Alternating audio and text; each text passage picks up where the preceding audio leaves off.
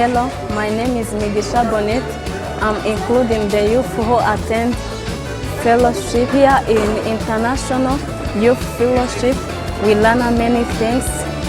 What interests me more is about the 5 levels of heart, where we learn how to set best mindset.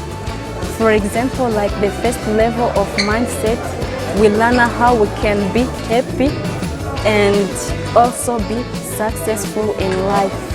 That makes me somehow happy. Thank you. Muraho, nitwa Ndori Olivier, nishimiye kuba nabonetse muri iki giterane.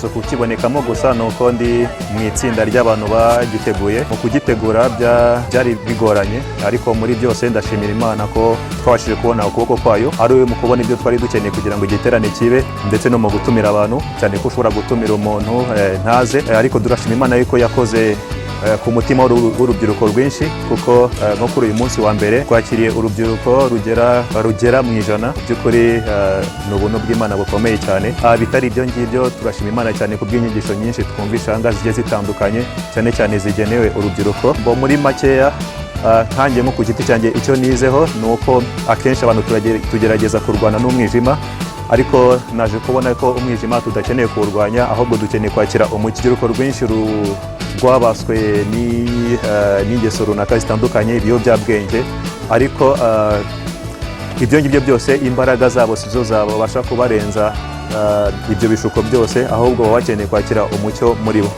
Rero ndashima Imana cyane ku bw'uyu munsi w'iki giterane cyacu, byagenze neza, twabashije kubona gukora kw'Imana. Murakoze.